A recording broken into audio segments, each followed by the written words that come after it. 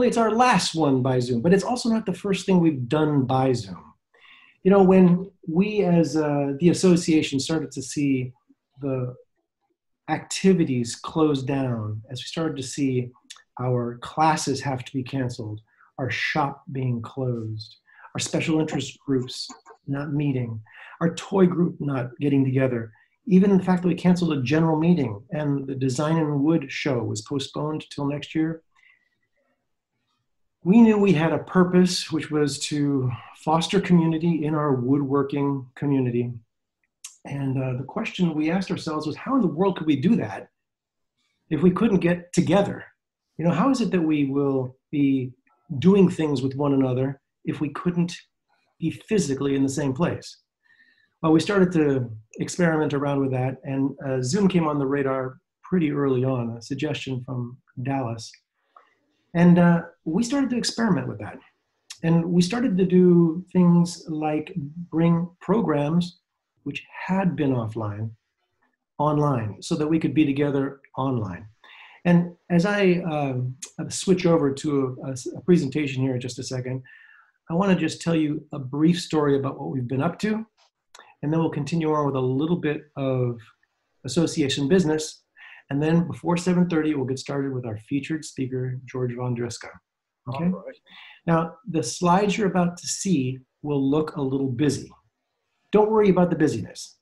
The point is not to convey a lot of detail in these slides because they're all screenshots from our most recent newsletter. The point of my using this medium, the slides with the newsletter pages on it, is because I'd like you to see what's in it. I'd like you to see the work that Tom has done. And I'll only show you maybe a third or a quarter of it. It's worthwhile getting and downloading.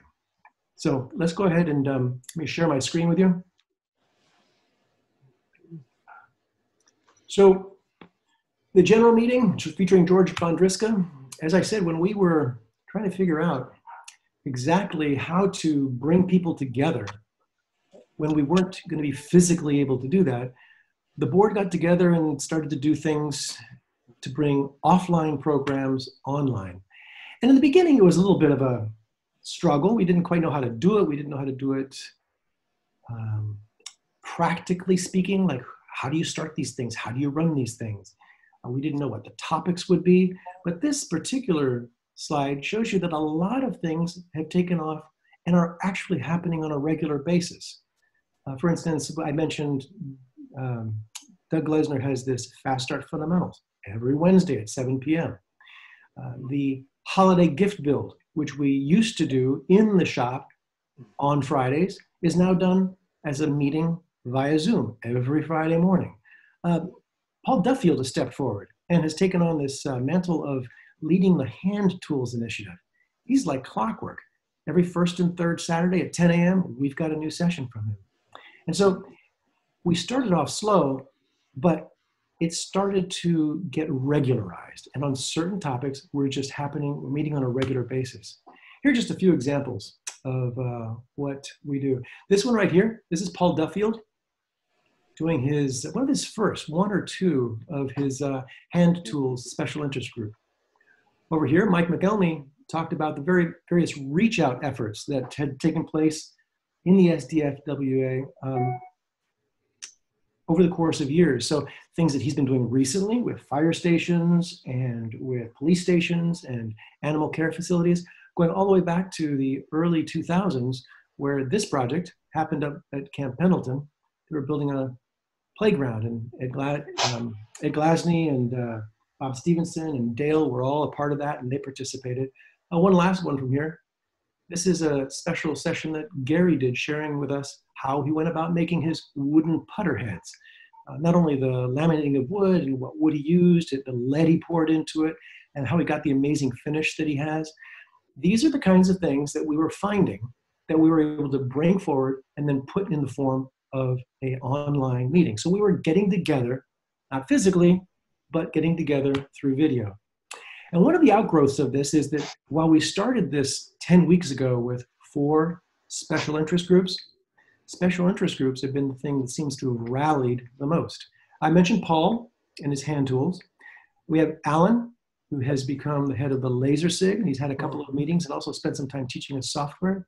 Turning is currently without a lead, but that's another one of our special interest groups, CNC being led by Ed Basie, and other things such as Tim has been teaching so many of us how to use this CAD software called Fusion 360. Jim Bradbury, the perennial scroller, has been leading that effort. Mike Davis was the founder of the Luthiers Group, which still meets. I've mentioned the Fast Start Fundamentals with Doug. And then the very first special interest group was the Carving Group with Chuck Meacham. So those happen regularly, and those are a great way for us to get communities of common interest together so they can go deep and just spend time enjoying that topic. You know, shop tours are another thing that had to go by the wayside. And that's kind of a shame because I really enjoy going and seeing shops. And we'll get those back too, first via Zoom and then, of course, face-to-face. But in the meantime, we started something called Shop Tours Select. And here we had one that was on CNC mills. So we have Ian showing us his 2 CNCs.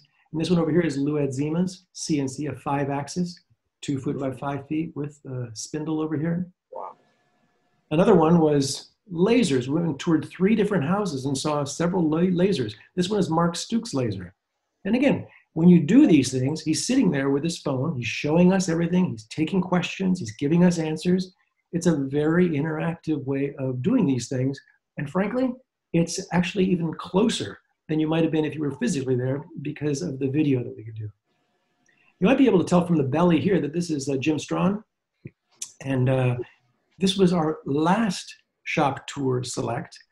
We went and saw some workbenches. We saw Robu by Chance, incredible high-end workbench, just an amazing piece of hardware. But Jim has this passion for this small tabletop workbench. And there were a lot of people who were very interested. Out of this particular special interest group, 14 people signed up to want to build them with him through a workshop when we can. So Shop Tours Select are another thing that we've been doing. Mike McElney has started something that is beginning to mine the incredible history of great woodworking that takes place in San Diego County. The first person we had was Dale Cover talking about his years spent with Nikki de Saint Phal. He worked with her from 1995 to 2002 and showed us a lot of the work that they had done together, along with the snake chairs, which are pretty famous. Mike's next one will be interviewing Russ Philbeck about aspects of his background. So these different woodworker spotlights are another thing that we can do ongoing while we're still having to be away. Now, while all of these things that I've showed you so far are Zoom events, they happen to be recorded. So you can either be there at the event live, or if you missed it, you're always able to see it on the website because it's recorded. The question though is, it's not always being a part of a video or watching a video. How do you interact in all the in-between times? Well, we started up this message board system. This is a system where people can come at any time of their convenience and can work on things, talking about topics of interest. So here we have the equivalent of the Woodworkers Corral, where projects that are built, pictures go up there and people talk about them and they comment on them. This is a place where we have all of our online events documented, so you can always go there and see them. This is where you can get mentoring, getting some help for problems that you have, questions that you need answers to. But the bulk of the activity is here in our special interest area. Each special interest group has a different area, and there are lots and lots of messages going back and forth, and people just continuing to talk about things they love. So where is all this stuff, okay? This is the header, of course, of our website. If I were to go to the website, which I'm gonna do right now, I want you to see that here on the website is at the top of our homepage, there were some recent events. Here's tonight's event, general meeting with George Vondriska, and upcoming events. So what happens if you,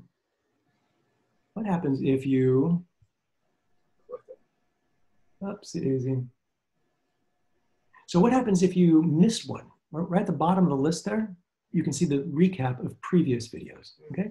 So here, and I'm gonna slowly scroll this because I just want you to appreciate how much your association has been doing. This is just in the last 10 weeks. These are all the special interest groups, all the classes, all the different presentations, et cetera, that have taken place. They're all there for you to see. So on the homepage are upcoming, and here are ones which happened and can be watched. If you wanted to go to the discussion groups inside of our community menu, this is where you would click if you were to go to the discussion groups. So all of this is available from within the homepage. But as I said, this newsletter that we have is particularly useful, and Tom put a lot of effort into it. So in our resources menu, the first item here is newsletters. And the first item there is the May newsletter. And just to make my point that I did steal an awful lot of his newsletter to put into my presentation, there you have it. I've only shown you a fraction of it, and yet it is very much worthwhile. You're going out and finding it. So enough of that. Let's now talk about the agenda for this evening. We have first an update from Gary on the new contest and also a new sponsor. Then we're going to do our raffle, which is something phenomenal. It's a Lee Nielsen low-angle jack plane. This would be a fantastic thing for somebody to get. And then we're going to get an update from Dallas on the reopening of the shop. Then we'll move on to George Vondriska. So, Gary.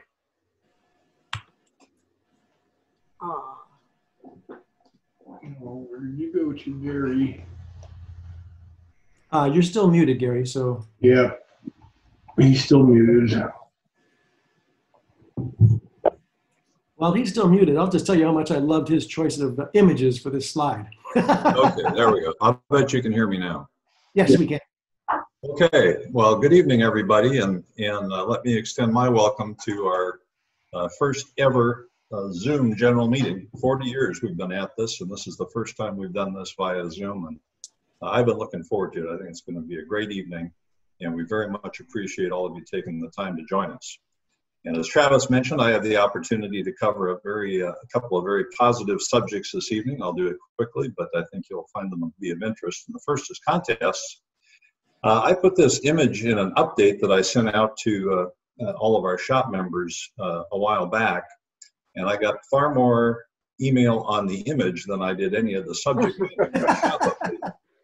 But what you may find to be of interest is this is actually a childhood picture of Pete Sterling. And as you can see, the hair's turned out a little bit different, but other than that, he looks basically the same. Nice. So the first order of business tonight is to talk about the winners of our utensil contest. And just to frame the issue a bit, we started with the idea of contests back in the first of the year.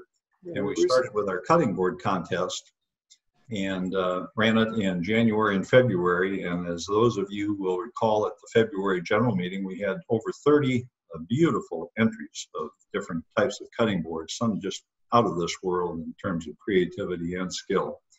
And it was a very successful contest. So we launched another one called Utensils, which ended just recently. And while we didn't have nearly as much participation, probably due more to COVID and the choice of subject matter, we wanted to announce the winners just the same. And as you can see by the slide here, our first place winner, very deservingly, is Mary Russo. Yay. With this beautiful French rolling pin that she did, along with a mortar and pestle set that if you saw it in person, you would have a tremendous appreciation for the quality of the workmanship, as well as the choice of subjects. So congratulations, Mary, to you, and you win a brand new C note. So I'm sure that you'll find a place to spend that, probably called Rockland. That's just a wild guess. Second place is Len Scarpace, who did a more traditional rolling pin, but again, a beautiful job. And Len, for second place, wins this great square and marking tool from our friends at Bridge City Toolworks. So Len, thank you for your support. And then in third place is our own Dan Gonda, winning a $25 Rockler gift card for his hand-carved spoon. And I've done a lot of things in woodworking, but I've never mastered carving at all. So I have tremendous respect for somebody that can do this with a piece of wood. Put together a hand-carved spoon that he contributed. And again, we appreciate the contributions of all of you that participated in the contest. We started these contests for two reasons. One was to generate more inventory for our holiday gift sale. All of the entries, as most of you know, go into the holiday gift sale. But the other reason we wanted to start them was to give members some impetus to get out in the shop and do some woodworking, stay active and stay busy in woodworking, and continue to hone and refine your skills. And so, based on that intent still in place and the first two contests behind us, we're going to do it again. And we wanted to announce tonight contest number 3. And we're calling it our summer contest, and the subject is a little bit broader this time, so I think everybody can probably find room within this category to build something they would enjoy building. It's called furniture accessories. And my understanding is this is a term that came out of design and wood, and the definition, as I understand it out there, is anything that isn't furniture. So if it's, for our purposes, if it's not a table or a chair, it's a furniture accessory if you want to build it. So knock yourself out, have a good time, pick something that you think you would enjoy building, but get started.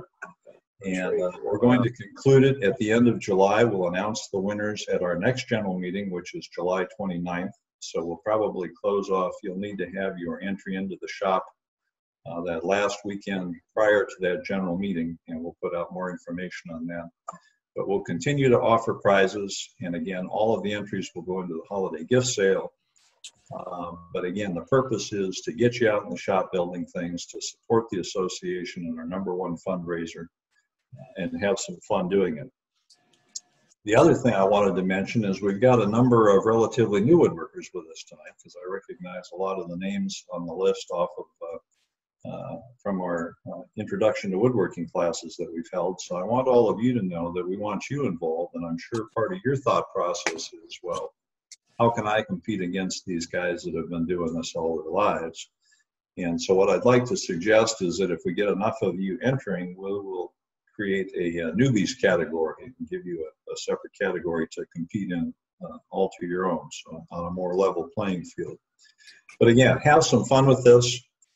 Travis, if you want to put up the next slide, we've pictured just a few things here that are things that fall into the furniture accessories category. But again, if you want to build it, it probably, in my definition anyway, fits in a furniture accessories. So go ahead and get started building, but please commit right now to yourself to go ahead and be a part of this. It's a lot of fun.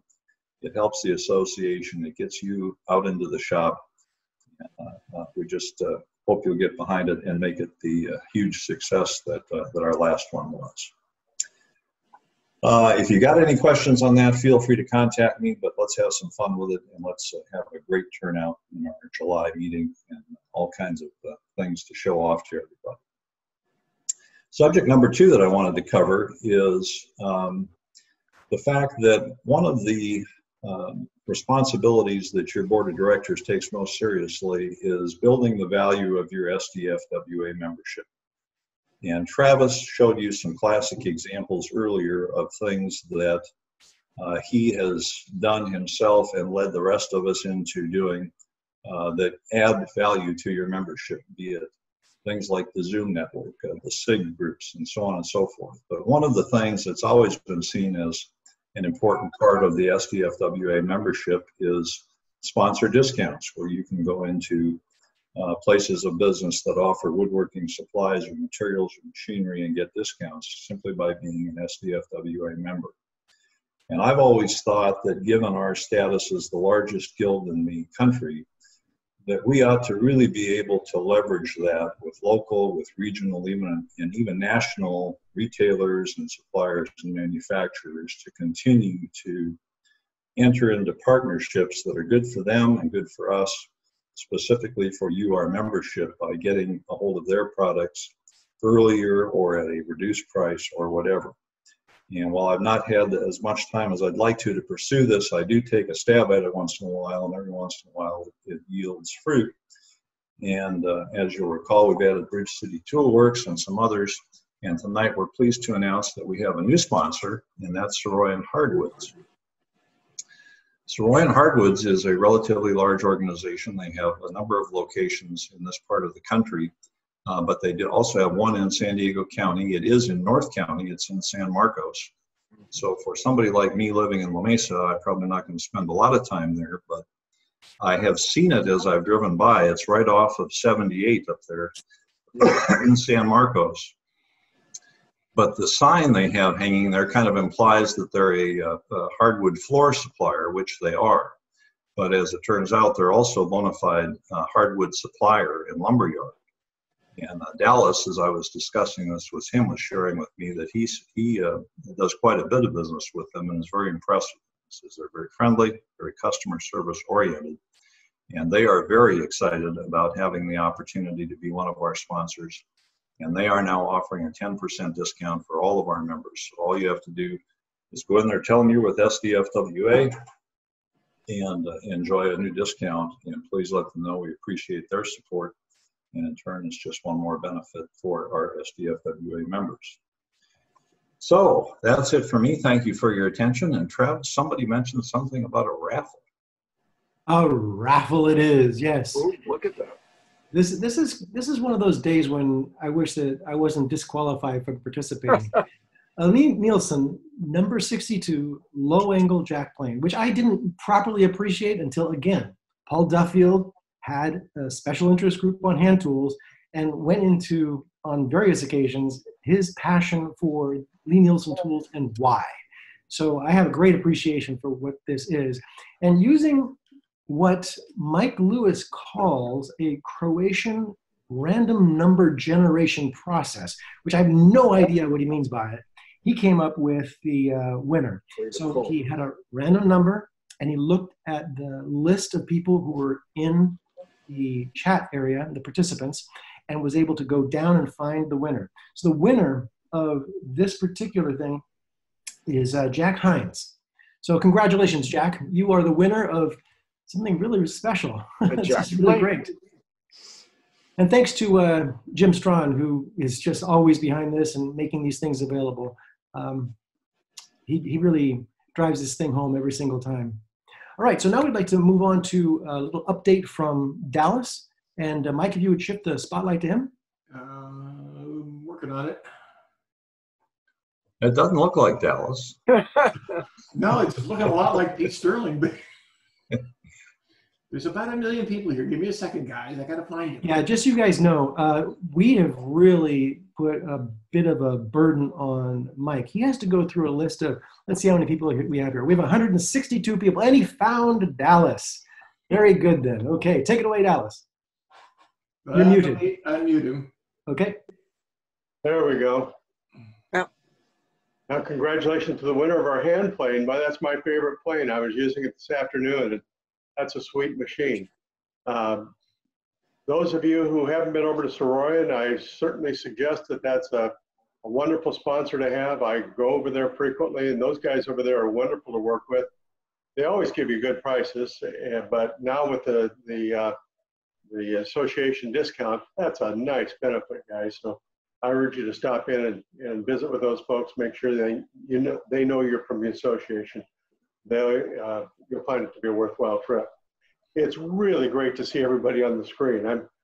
We couldn't do this if we had a normal meeting. I wouldn't see John Langdon out on his deck having a glass of wine and a cigar, and Walt Rose just holding up his bottle of beer I think he's got there. How nice is that? It's great to see you guys, and it's wonderful to be able to get together this way, even if we can't do it in the normal sense. Hey guys, the good news is we're just a few days from reopening. Monday is our big day, and we've been looking forward to this for the last many weeks. We've been holed up and ready to move forward. Having the shop closed is just so hard. I go over and take care of some business over at the shop, and I see those beautiful machines sitting idle. It just tears you up not to see all the activity and the camaraderie that goes on at the shop. But the good news is we're just days away. Monday will be our day for reopening. During the shutdown, we've been making plans, trying to figure out how we accommodate the shop and get to a position where we can reopen. Sharon Sikora and Rick Van Hatten and I have led that effort, and many other people have been involved. But one thing I've learned, Pete didn't leave me a playbook for shop operations when we have a pandemic. There's just nothing out there. You got to try and figure out what to do. But we're very fortunate to have two of our members step up and help us out with this. And we've got John and Brenda Palmer, a couple characters, as you can tell, step up, and they have some, they're uniquely qualified to help us out in this situation. John has a PhD in biochemistry and has led the safety program for one of the universities. And Brenda spent her whole career in biohazard management. I mean, how does it get any better than that to have advisors like that to Absolutely. help us out? I know they've been advising the county officials and many others to work on how to get started. And they're doing, as you can expect, their skills are in demand. They've been doing some consulting with organizations during this time and helping out. Been in close contact with the CDC. In fact, they were back there, I believe, in March for a session on the coronavirus. We are very fortunate to have their help and their guidance in leading our effort to start the shop. Those are our MVPs for this effort. We know one thing, the virus isn't gone, guys, and we know that that's just not the case. But we do now know enough to open the shop responsibly. And I believe with Brenda and John's help, the help from our shift supervisors and others, we've come together with a plan that's practical and responsible. I won't go through all the details of it. I'll just give you a few of the highlights. There are some key elements that we've learned that we need to do to make sure that we open properly. For one thing, we're going to start slowly.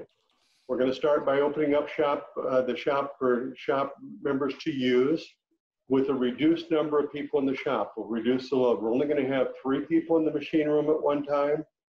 We'll allow one of the CNCs to be used, one of the lasers, and the 3D printer. That, along with a shift supervisor, keeps us well under the 10 that the county wants us to do, and there's good reason for that. Later, as we see how things go, we'll be restarting some of our classes, probably using Zoom for our instruction, and then break the hands-on portion into smaller segments in the shop where we can keep some distance and have fewer people around the machines. We won't have any large gatherings like the eye openers, digital tools, SIGs, and some of the other things that are there. Several new policies for the shop. I won't go through every one of them, but the one that's very obvious, and I think by far the most important, is we will require face coverings at all times in the shop. 6-foot distancing requirements, of course, going to exist. We will not allow drop-in visitors. So please, don't just plan on swinging by the shop because you're close by and drop off something, pick something up, or visit with somebody. Have a reservation. Check with the shift supervisor before you come in, because we're trying to keep that population in the shop, the density and occupancy down. We're going to be cleaning all the surfaces that are commonly touched between shift, blast gates, power switches, controls on stationary tools and door handles and the like. There won't be any self-check-in. We will provide supplies for members to wipe down tools for their own use, but we want them to use it before, wipe them down before and after. And of course, we'll have hand sanitizer. And most importantly, you'll hear Brenda and John and every expert you ever hear say, wash your hands with soap and water, do it properly and do it frequently. And we certainly have that available, and we urge everybody to take advantage of it. Last Saturday, we did a Zoom session to explain the more details of how we're going to open up. That is recorded and is available on the website, as Travis showed us earlier. You can take a look at that and get more of the details. And what we're doing is we're doing our part to try and create a safe environment where you can come in and enjoy the shop, do it in a in a way that you can be safe.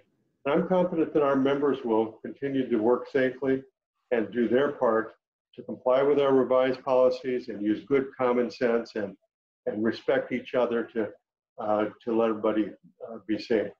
Our shift supervisors say they're ready to go. Monday's our start. So I look forward to seeing you at the shop soon. Excellent. Back to you, Travis. Great, thank you. So Mike, if you wouldn't mind toggling my way, I'd appreciate it. Thank you. So I actually want to just pause for a second and enjoy the moment. You folks know how difficult it is for your leadership team to start these meetings and be done with association business in anywhere near 30 minutes. We've done it tonight, folks. So next time that we run on a little bit, give us a little bit of credit. It is possible. We can do that in 30 minutes. All right, let's move on to really the biggest part of the evening, which is the introduction of George Vondriska to then share. I'm going to share my screen with you. In part, it's because I want to show you yet one more time that this newsletter is out there and very worthwhile getting. George, many of you know I'm relatively new to woodworking, and Pete is a big enthusiast of WWGA, GOA, and that's something which I picked up on early. Through the videos that George has done, through the projects that he has, etc., I've learned quite a bit. And if I were to look at this page that is in front of you right now, you can see that this guy has been at woodworking a long time, teaching woodworking since '86 through a wide variety of things, such as teaching to the Peace Corps, the Pentagon, Northwest Airlines. He also is a writer, and he has, for instance, done work in tools and new product editor at the American Woodworker magazine. He's written articles for Fine Woodworking, Woodworkers Journal magazine, etc. But here's the reason that I personally am excited that he's here today. Yes, he's accomplished. Yes, he knows woodworking. He's a good teacher, and he's a good personality. And when we had him at the shop a little over a year ago to come and do a workshop with us, it sold out immediately. And I was kind of not sure why, but it became immediately evident when it was that I participated in that. We're about to be taken on a tour of some of his projects of recent times. And I personally am really looking forward to hearing from it. So you didn't want to hear from me. Let's hear from George, and providing Mike can find George on this list of 162 people that he has to keep track of. I'm ready to toss it over your way, George. Or I can sing and dance, or I can tell a story. Let's see, Susan, here's a little challenge. Susan, could you please put your newest mask on? Okay, everybody, you need to look for some name. George needs to start his camera. Pardon? George needs to turn his camera on. Okay. Now, everybody should look for a little picture in their gallery view, which will show faces of everybody. And then you look for somebody wearing a mask. Susan Lively Clue took up, what was the new hobby? Susan? Oh, you can't speak, sorry. She took up a new hobby, and she decided she'd make an amazing mask. It has a huge beak. It has LEDs around the eyes. It's a little bit bonkers, and that's partly why I love her. She's great. Folks, as Mike is looking for George, I also have one other thing I wanted to tell you. This format that we have with 162 people in the audience does not allow for a lot of interaction, but we figured out a way that can allow you to get into the act here. And that is, if you'll notice at the bottom of your screen, as we've talked about before, there is that chat button. And that chat button is where you, over the course of George's presentation, can type in questions or ask for, just ask information of George. The way this is going to work is that Gary is actively monitoring that chat channel. Gary will be unmuted, and he's going to be taking notes. And as appropriate, given the timing or whatever, he's going to then interject and ask your questions for you. At the end of this hour or 75 minutes or however long it takes, you'll have the chance to ask directly, because we'll turn the microphones on for everybody. and we'll see what happens at that point. Hey, How are you doing there, Mike? We're ready to go when you are. I'm done talking. George, you're on. All right, we're going to start. We're going to start just a little bit funky here. We're going to start with a shop tour. So my desktop is running in there. That's where we're going to end up.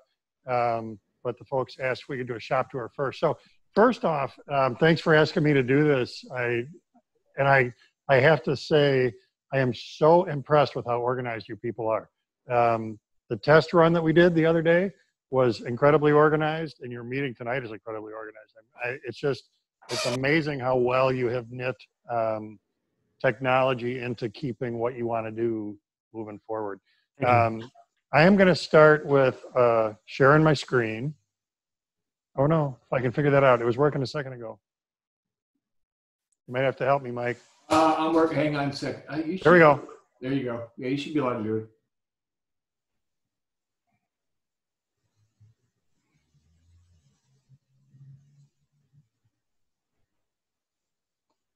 All right.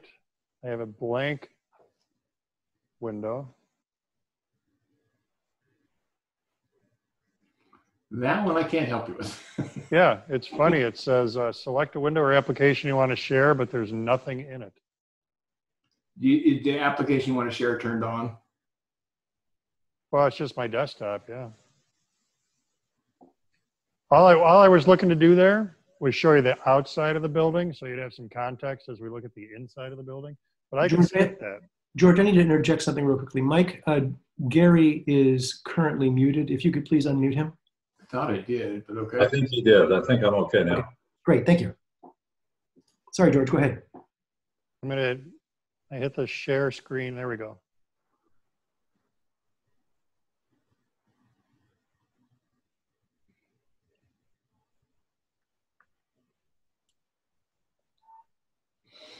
So George, while you're doing that, can you just tell everybody where in the world you are coming to us? I am in scenic Hammond, Wisconsin. I'm about 30 miles east of St. Paul, Minnesota. So we're virtually a suburb, or a subject of too, I guess. Virtually a suburb of Minneapolis, St. Paul. So it's a lot of people who live where I live are in. They're employed in the Twin Cities area. Hang on, I'm trying to talk and click at the same time here.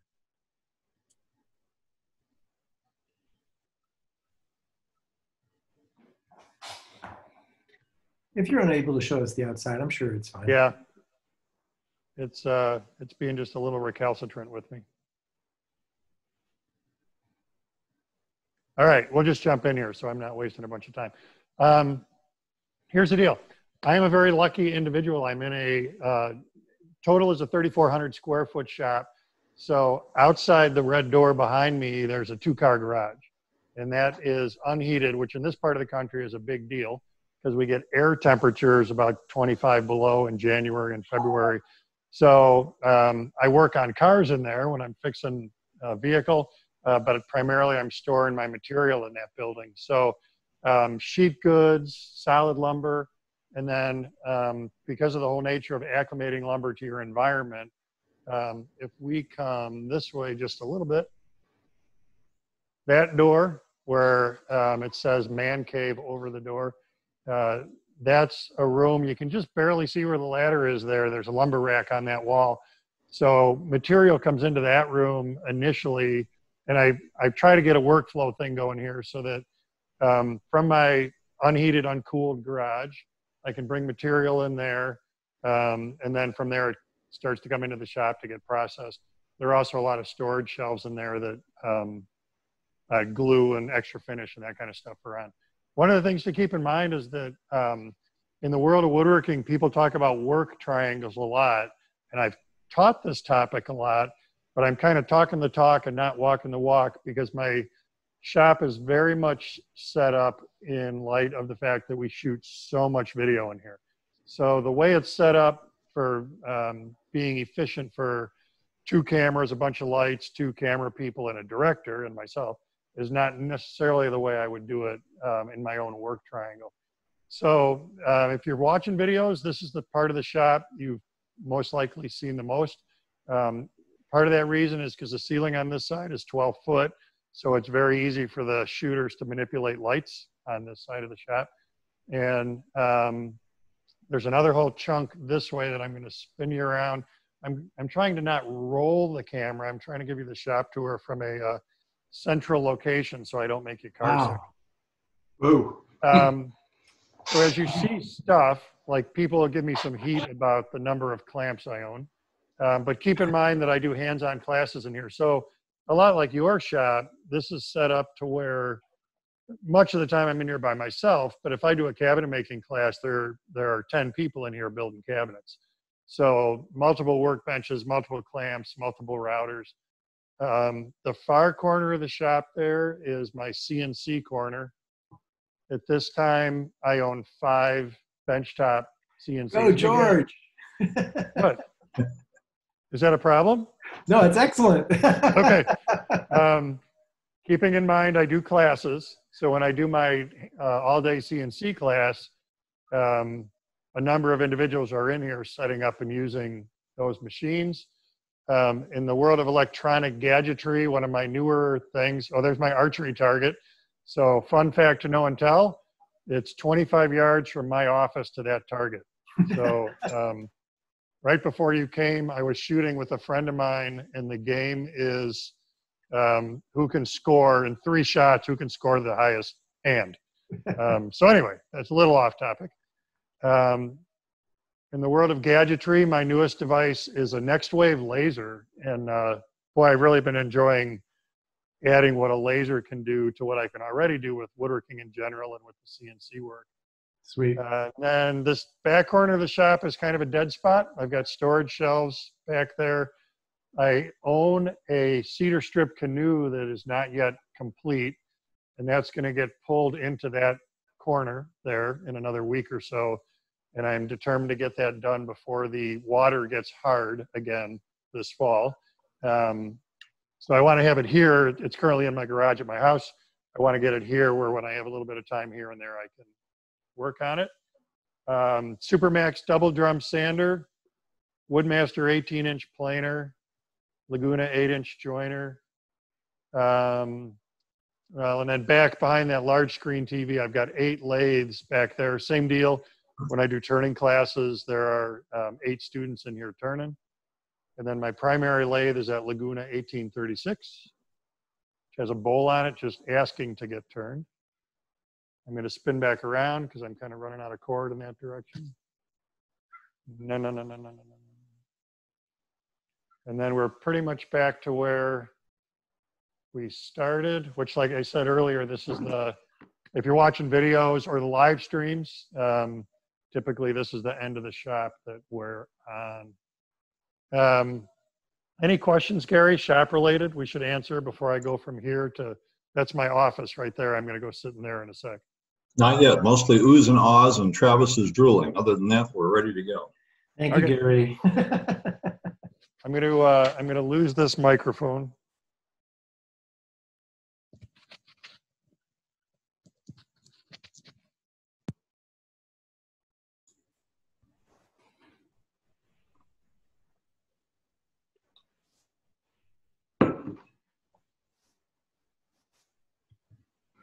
Gary. Good that I kept my clothes on. Yeah, it is a good thing. I didn't know that was a problem, but okay. I'm trying to switch to the other George, but it doesn't quite want to do it just yet. So you get to entertain us while we're waiting. John Langdon just sent a message that says, "Isn't he lovely?" So, you forgot to say the timing was just as the camera turned to you. I don't know what to do with that. He must be referring to your excellent self-inflicted haircut. George, somebody sent a message that I meant to ask you about the other day, and that's, how is your son doing? I don't think he can hear you right now. Okay. Well, he probably can't answer, yeah. Or, yeah, just for everybody's edification, when he was out here before visiting with us, it was in conjunction with a visit that he made to see his son graduate from one of the military bases in one of the classes that he took out here. So we wanted to get an update on how he's doing. Yeah, we benefited from that trip, didn't we? Yes, we did. You can see his shot one, but I cannot. Gary, do you have any like 3 balls that you can juggle, maybe? Or I should have anticipated this, although I didn't expect to. I figured they'd have to go through you and through Dallas and through somebody else before they got to me. So yeah, I can see that George's chair is at the moment empty. But can you imagine? I have obviously annoyed Michael, which is why he keeps it. That's it. Well, if George can't get connected, then you have an hour to fill, Gary. So we really all right. Well, let's get started. I remembered one of the things I forgot to say when I was talking before, and that's that going back to the issue of the holiday gift build. Yes. Somebody mentioned that every Friday morning we have a holiday gift build Zoom meeting, which is coming up again this Friday. And Doug and Dan Gonda run that, and it's a great, relaxed, easy, enjoyable meeting that we would encourage everybody to drop in on. And you can just drop in and listen if you don't want to participate. There's no commitment, but we spend about an hour just talking about the things we're building, problems we're running into, looking to others for solutions. If somebody needs help on something, they holler out. Somebody pitches in to help them. Hey Gary, could I mention the store initiative? The fact that we're building. Good idea. Please do. So, folks, we have been building up an inventory of holiday gifts that are primarily for our members to just make things, learn how to do new things, practice their skills, get coaching, get materials. But all these things that we make do go into a holiday gift sale. It's something that we have had, I guess, 2 prior years of doing, and it's turned into our biggest fundraiser.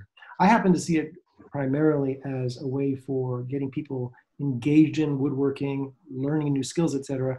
But it is our largest fundraiser. But here's the thing. Every year we've done it at the shop. It's been a face-to-face, people coming in type of event. Well, that may not be possible this year. We don't know. So we're trying to plan for a contingency, which is the contingency of having all of our inventory online as well. Not online for anybody in the country to buy. No, we're not that ambitious, but for people in San Diego County to be able to buy. And then they could come by during particular windows of time and they could pick up what they've purchased. So we have a team working on the website, but we need somebody to be working on maintaining an inventory, taking pictures and building a database of all the products that we have to offer. So this is an appeal out to you. I'm going to look at how many people we have on right now. 157 people. That if anybody happens to enjoy the idea of building and maintaining a store, which includes the taking of pictures, the writing of description, the putting in of prices, thinking through exactly how it would be used on the day of the event, that sort of a thing. If that's an exercise that would be of interest to you, we'd sure like to hear from you.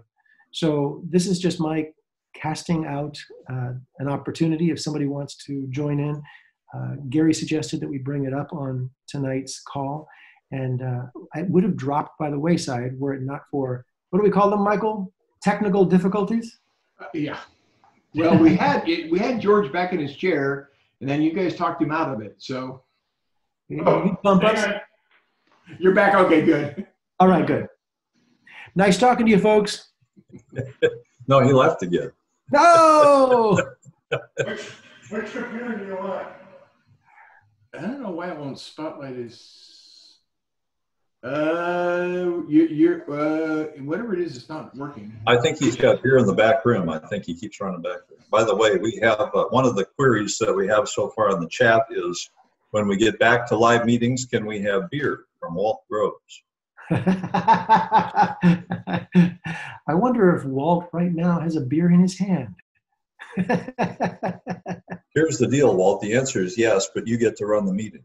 Gary, it really likes you. trying to get rid of some of this. What is going on here? George is back.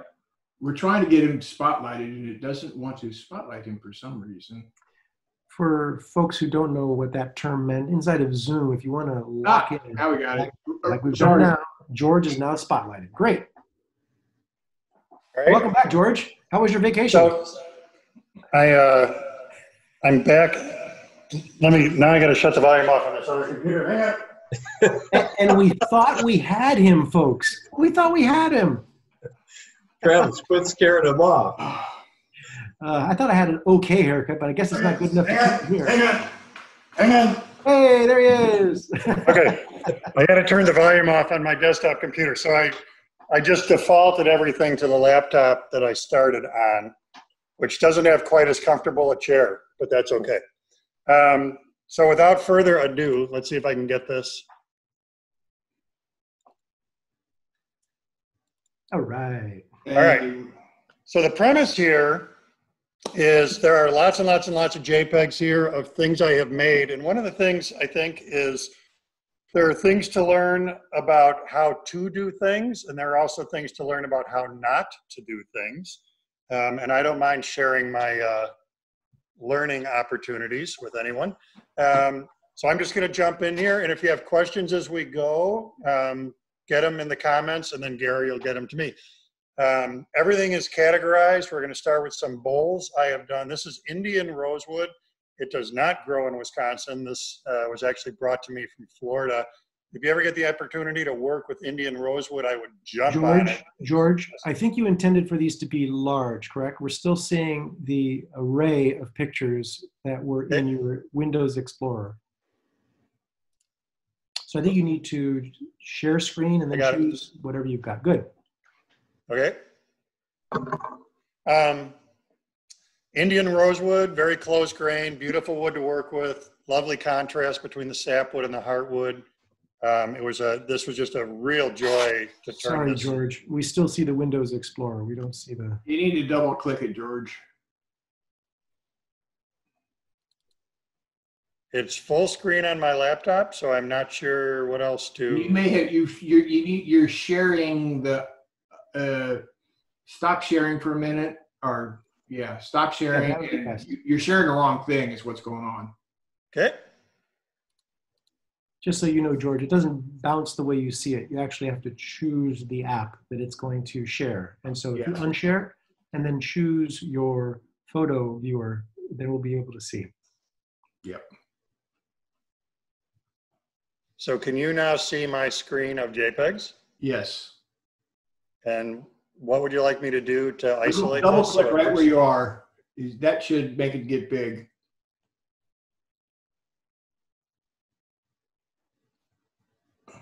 This is what I had done previously. Okay, is it big on your screen? It's filling my laptop frame. Yeah. George, but we have the wrong thing selected. Mike, bear with me. George, unshare your screen for just a second up at the top. So next thing we'll see is you, as soon as that unsharing has taken place. And then you're going to share your screen again, but this time you're going to pick that photo app. Okay, so share again and choose the photo app or whatever you were using to share it. We have Mark out there who knows how to do this stuff very well. He's telling us exactly what we should be doing. It's great. There we go. Perfect, George. Okay. Indian rosewood. I'm not going to beat that dead horse anymore. This may be the coolest material I've ever worked with. This is kauri.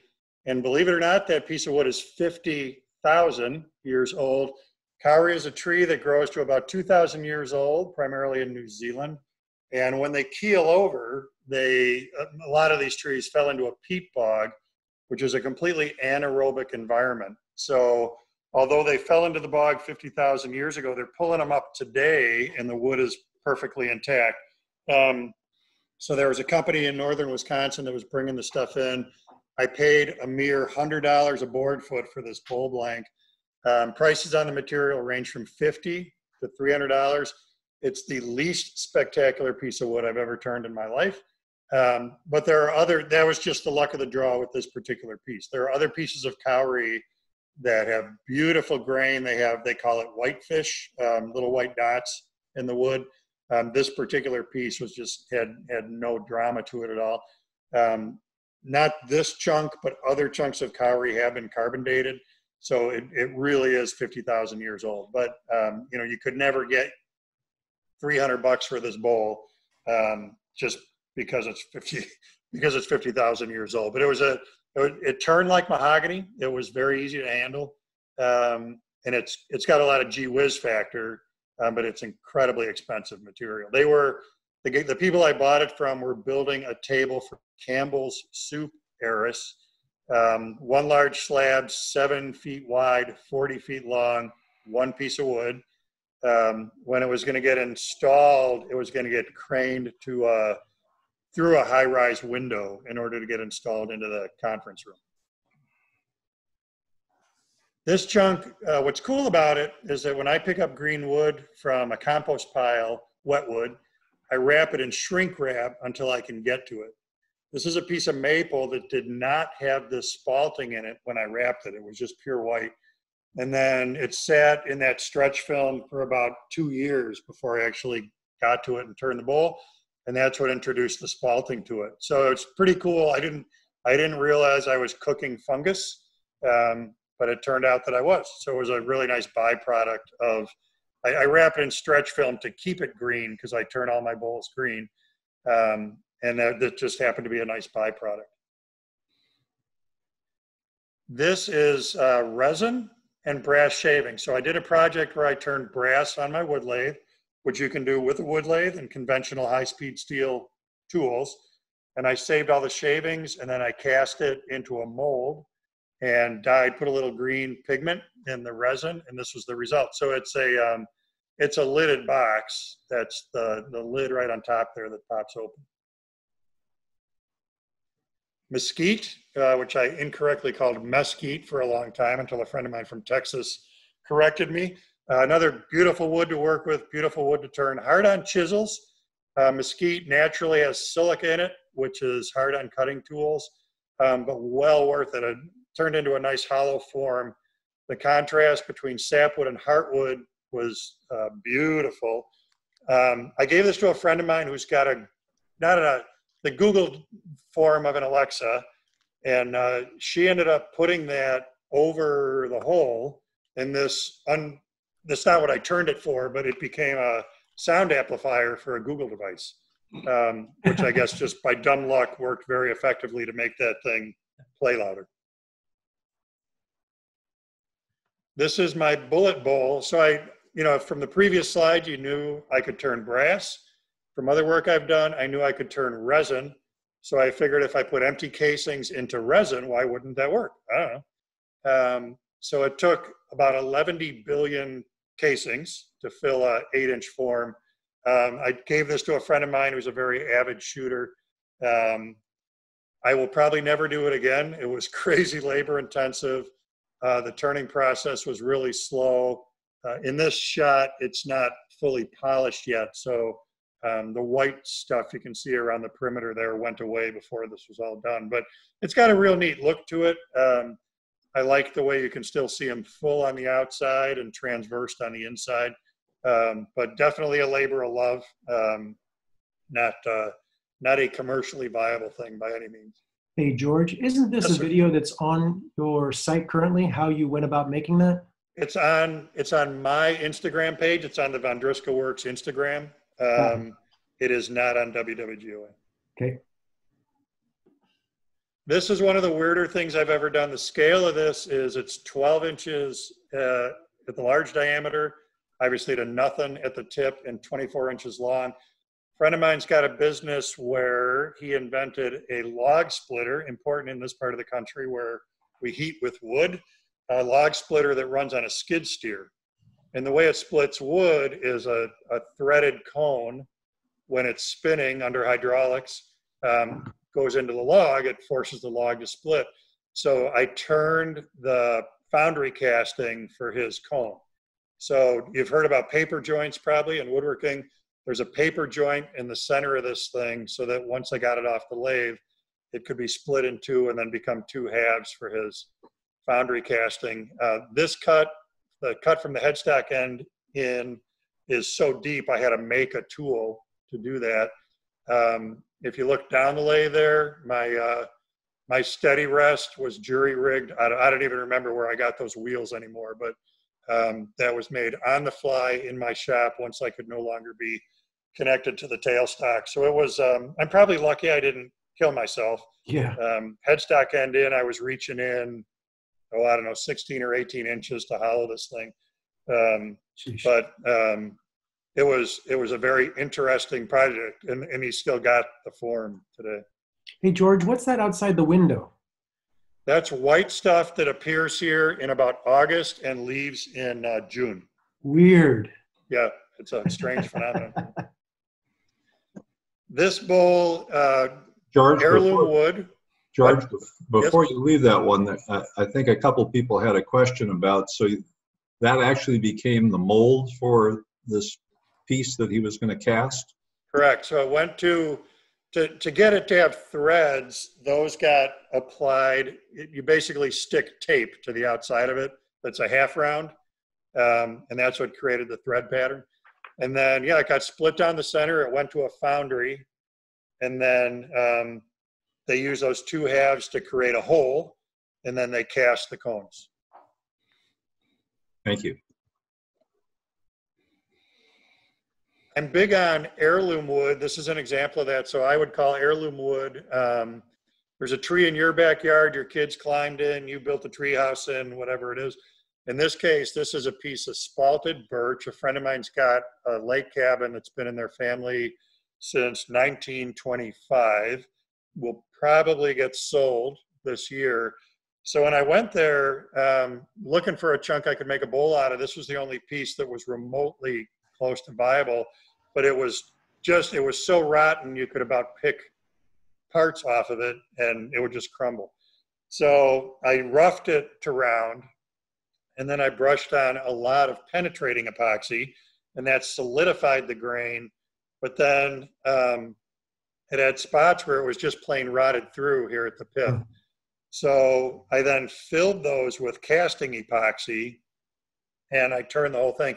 I really regret not weighing it before resin and after resin, because I just, by intuition, I believe I added a good 10 pounds to, Wow. There's about a half a gallon of resin in this thing. Wow. So, and again, you know, a big labor of love here. Resin runs about $100 a gallon. So there's a lot of money just in the resin. The turning process was very easy. It's like turning plastic, because this thing is now about 60% plastic. But it's the only way that I could solidify this enough that I could save this piece of wood to give to this friend of mine who will probably no longer have this cabin in their life at the end of the summer. How large a bowl is it? Diameter is about 14 inches across here on the live edge. From high spot to high spot, it's about 14 inches in diameter.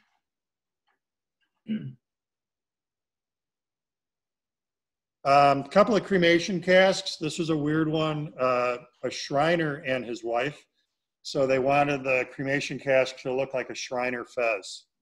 So I turned that on the lathe out of mahogany, walnut base. Jumping into some CNC stuff here.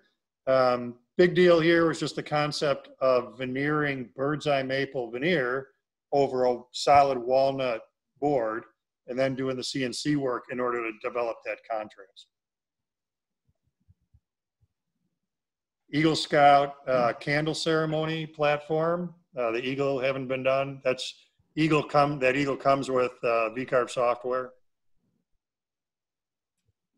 So the cool thing here is silk purse out of sow's ear. Those are all made out of MDF. The high school football team won state one year. So they're just standard 3/4 MDF, but a wonderful product for that is Rust-Oleum's Beaten X paint. So beaten copper, beaten brass, beaten silver, beaten. Cool. So it provides that texture. I shoot it with shellac first because the MDF is so porous. And then I overcoat the shellac and the MDF with this beaten copper paint. and it looks like you've cast that out of copper or bronze or whatever it is. George, going back Yep. to the bowl, somebody asked about cactus juice. I had the same thought as you were talking about. I'd never heard of penetrating epoxy before, but is it the same as cactus juice, or have you No, used so cactus juice is a different deal, and I don't think that would have given me, in this case, I've only just received cactus juice. I visited, the last time I was at Wilkerson's shop, we went to see the cactus juice guy. So I've got it here in my shop with a vacuum pot, but I haven't tried it yet. But I think this one was so bad, it really needed, there's an infill that comes from the penetrating epoxy that I'm not sure would come from the cactus juice. So I'll know more once I load up my vacuum pot with cactus juice and try it, but I don't think I could have saved this one with cactus juice. Thank you. I hope there are no audio files in the group, because I frequently go to Goodwill and I buy records for $1 a piece, and I cut them into stuff like coasters. Sacrilege. Yep. I do give, if somebody else is standing there looking at LPs, I give them first dibs, because they want to listen to them, I'm going to cut them up. This is cool because it's building foam, 2-inch thick foam. So in the world of CNC stuff, if you want to prototype something and you don't want to blow 2-inch thick Honduras mahogany because you're not 100% sure you have the tool path right, building foam cuts like a dream. You do need good dust collection. It will stick to everything, but it actually details out pretty well. And if you're just trying to make a thing like a stage prop, there's a product called Foam Coat, and you mix that up with water. It comes as a powder. You mix it up with water and brush it on. And this owl would look like it was made out of plaster or stucco or ceramic after the foam coat has been brushed on. So the styrofoam is a very cool medium for prototyping on the CNC. Big deal here is just the concept of robbing logos and clip art from the internet and bringing them in to use them in the CNC. This is an example of using the CNC as a plotter. My daughter is very artistic. She drew the wolf. The original is in the upper left-hand corner, about 5 by 7. Excuse me. And then I use the CNC to plot it using felt tips instead of router bits in the CNC. And of course, not running the spindle. That's cool. This was a cool example too. A friend of my kids, their family has a crest. So we found it on the web. And then that's what we ended up with. Same deal, that's MDF sprayed with beaten copper paint. So it's just, for me, it was a really neat example of being able to grab artwork and then make it into this 3-dimensional object. And then of course you were asking about my kid, who, thank you for asking, he's doing great. Graduated from boot camp in San Diego last January, went on to Pendleton, and then went on to further training in Texas. So I made this for him as part of his graduation. Also done on the CNC with a diamond drag. Again, you don't run the spindle. It's just, it scores the surface. So the black part of this is a inexpensive 12 by 12 granite tile from Home Depot. And then the surface has been etched in order to see the image that you're seeing here. You can do glass, you can do metal, you can do plexiglass. This etching concept is very cool. Was there a special head you needed to put onto your spindle? Yeah, so the one I have comes from a company called Widget Works. Okay. And it's called a diamond drag. And there is literally a piece of diamond in the tip of this thing, is stylus.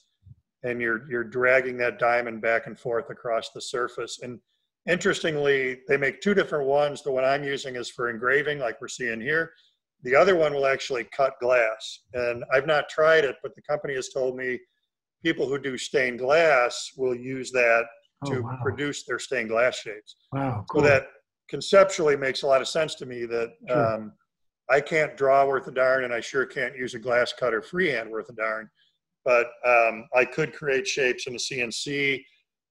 score them to the point with that other tool where I could then break the glass to get some kind of organic shape out of it. Very good. George, we had a couple of follow-up questions on the Yep. foam thing that you showed. Yep.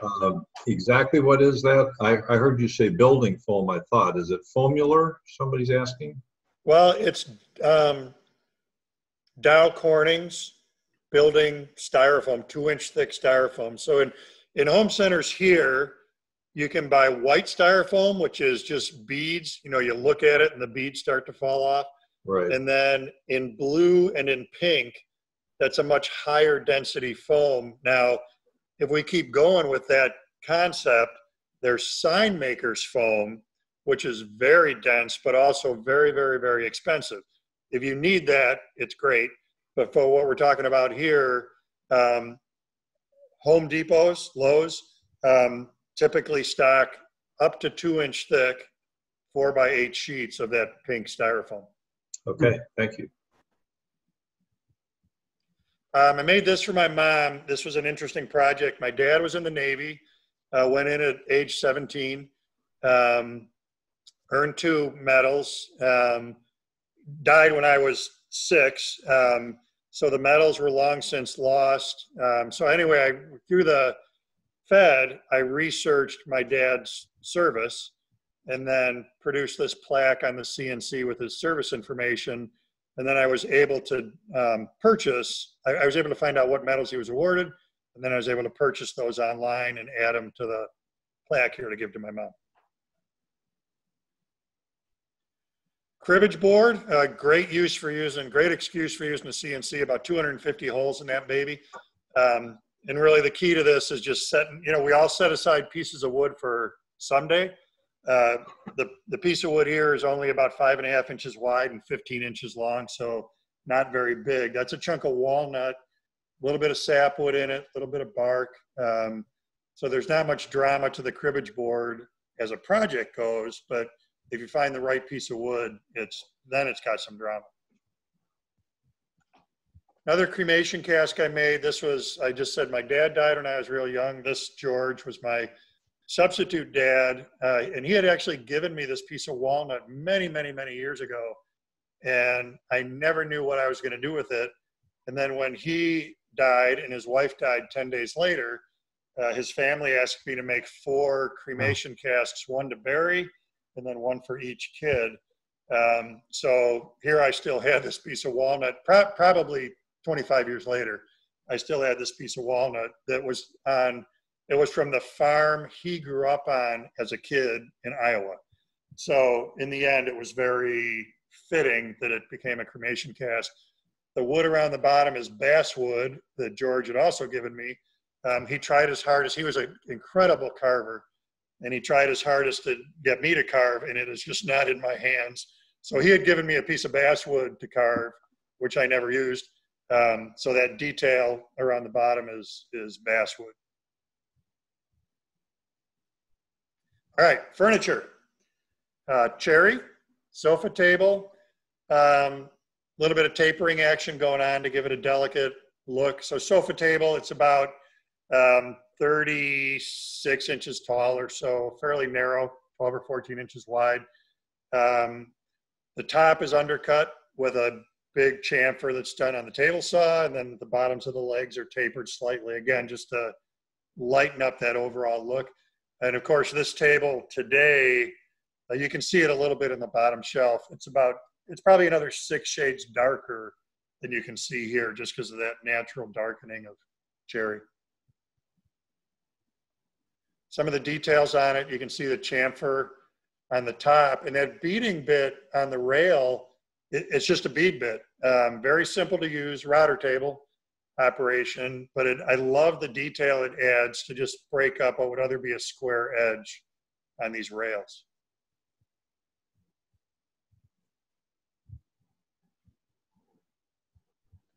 Handkerchief table, I robbed this from a plan from Wood Magazine.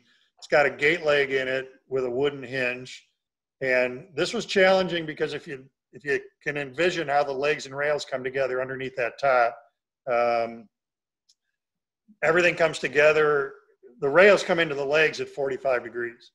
And it was all put together with traditional mortise and tenon. So I did the mortises on a benchtop mortiser. So I had a fixture so that the leg would cradle on there and sit not flat, with its faces perpendicular to the mortise chisel, but at a 45-degree angle to the chisel. And then, of course, the tenons on the end of the rails had to be cut such that you were left with a 45-degree shoulder on the rails. This is a project I did for Minwax. They wanted it for an advertising campaign, and then they finished it and did the staining on it. But this was a bunch of years ago, probably 20 years ago, in my first real brush with technology. At the time, I had an Epilogue laser in my shop on loan from Epilogue. So I got tasked by Minwax to build this Bombay chest, and I saw pictures where I could see these legs, and a Bombay chest is curved in every direction. It's like compound cut after compound cut. And I'm not very good at designing. I had no idea how I was going to replicate this. So in the end, I found a picture of a Bombay chest. I got that into my computer, and then I isolated just the profile of the leg. I sent that shape to my laser. I used the laser to cut through 1/4-inch plywood, and that produced the template that gave me the leg. The front curve on the leg also gave me the front curve on the drawer fronts. So once I was able to get the picture to talk to my computer, to talk to the laser, to produce the template, then the woodworking part became fairly easy after that, because then I had the curves established. Impressive. Jewelry armoire, ambrosia maple veneer on the drawer fronts. Everything else is solid walnut. Curved drawer fronts, and so a very cool product for that Roar rocket, and it's just like it sounds, R-O-A-R rocket. They make skateboards, and then as a byproduct of that, they produce vacuum bags, but you don't need a vacuum pump. They actually use, if there are wine drinkers among you, the same thing that you pump air out of a wine bottle with. If somehow you don't finish the bottle of wine, you pump the excess air out with this thing. And that same device is used on these vacuum bags to apply vacuum. And that's what I use to get the veneer pressed over all of these curved drawer fronts. So very low tech, relatively inexpensive, works great. My first experience with web frames, those are all dadoed into the case sides. This is a high top table, and the big, if we had plenty of time, we would sit here and do a guessing game, which would be, where did those legs come from? So the challenge here, high top table. I'm a pretty good bowl turner. I'm an okay spindle turner. I wasn't keen on trying to get 4 of these to look alike. So those are actually newel posts from a stairwell. They're poplar newel posts. Plenty long, and they're just flipped upside down. On a stairway, they'd be the other way. But it worked out great for legs for this thing, and then the rest of the table is hickory.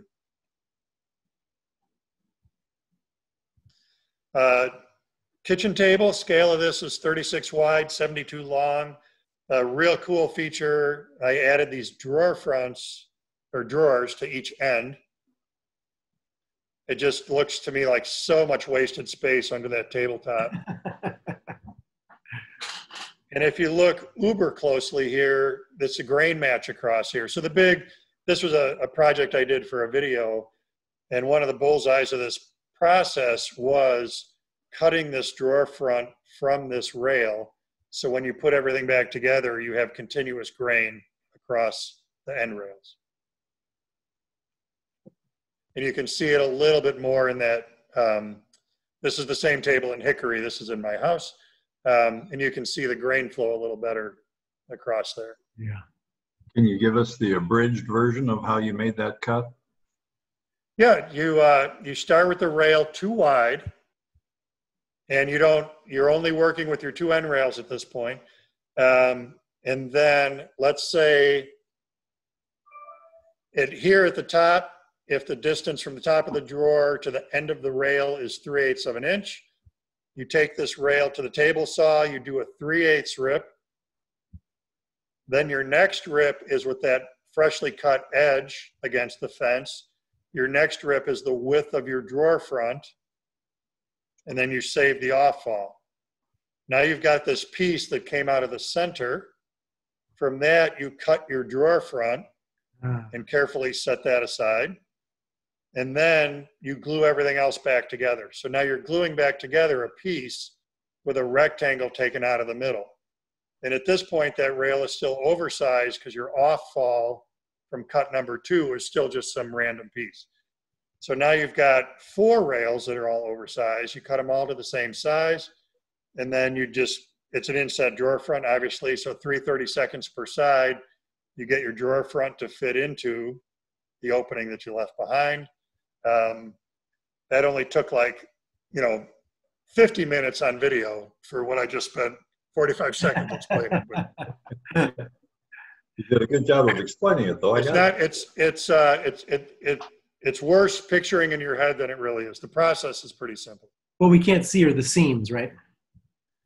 Well, yeah, I mean, yeah, so there's a seam at the top and there's a seam at the bottom. Yeah. You want to use a really good quality blade because you don't want to have to joint these parts. You don't want to take material away. Right. So I do that with a 40-tooth alternate top bevel blade so we can go straight from table saw to then gluing that back together. Sweet. This caused my move into using SketchUp. This is obviously a dresser, and I wanted the drawers to come out just right, meaning they're not graduated. These are all the same size, but I wanted the scale between the bottom drawers and the top drawers to be right. So this is what finally pushed me to get a hold of, or getting the hang of using SketchUp.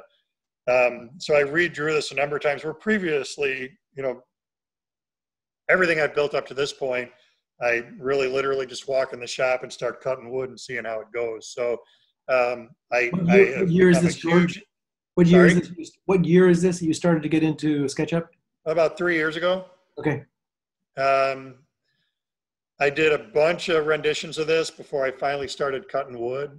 So again, super happy that I got the hang of that.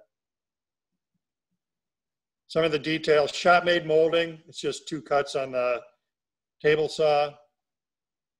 The legs I ordered from Osborne Manufacturing.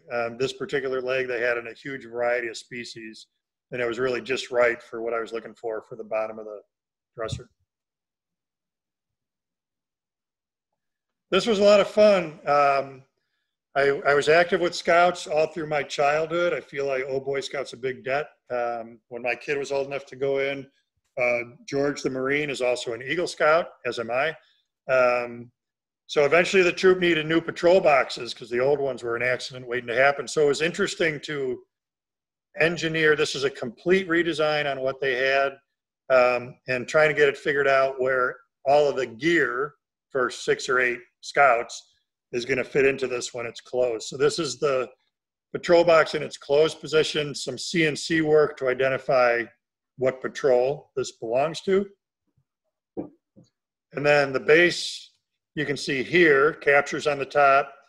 You lift that off, you set the patrol box on the base, open the doors and fold out the wings, and the doors support the wings. And in the perfect world, everything needed for a week at Scout Camp is in, obviously not food, but all the cooking gear is contained inside there. Great. Made those out of MDO. That's a very interesting material. It's unto itself, it's completely waterproof. It's a very widely used sign maker's material. It also paints like a dream. It's plywood. The coat, it's got a coating on the surfaces that helps it paint very, very well. And then that's like as though it's in use, the gear coming out of the box. I just did this. This will be a video that goes on to GOA. Again, if we had time, I could make you guess what that material is. It's Western red cedar. with the treatment I've done to it here, it could live on outside with no preservative on it for centuries. I built 2 benches. I grabbed lyrics from songs to put on both of them. This is outside my shop. This is where I often eat lunch or drink coffee in the morning. And the process is this. This is called Shoshugiban, and you are literally scorching the material until it starts on fire. It works most effectively on cedar and cypress, but people do it to all sorts of different kinds of wood. You can see the alligator starting to form on the material there because I am literally burning the heck out of it. In real time, it's about a minute. These boards are about 48 inches long. It took about a minute to thoroughly char each one. After the char cools off, you brush the excess char off to clean that up. And at this point, that board has actually got a little glaze to it. It doesn't show up here, but it's a little bit sparkly. And then pretty commonly, linseed oil, boiled linseed oil, gets applied over it, and it really pops the color. I mean, I am so pleased with what I learned from doing this, from the process, how it looks. There's a texture to it, springwood, summerwood, that also comes from the burning process. This is a Japanese thing. There are buildings, I am told, in Japan that this is all that was ever done to them, and the wood is centuries old and completely intact. It's a very interesting thing.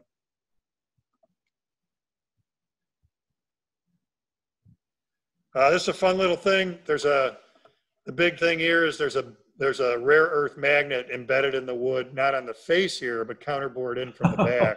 Okay. So when you crack your beer, this will actually hold about almost a dozen. There's actually an array of magnets behind here.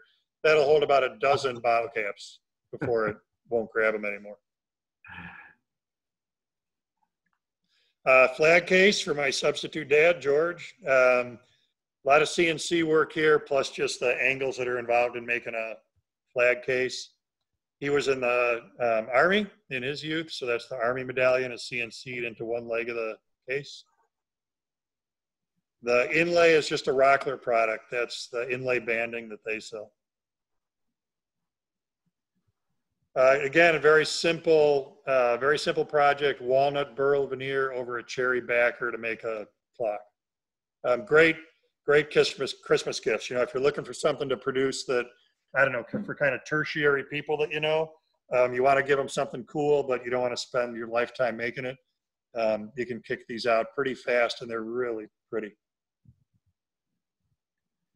I've made about 20 kit guitars. US Guitar Kit is the company I've used most commonly. So this is one of them.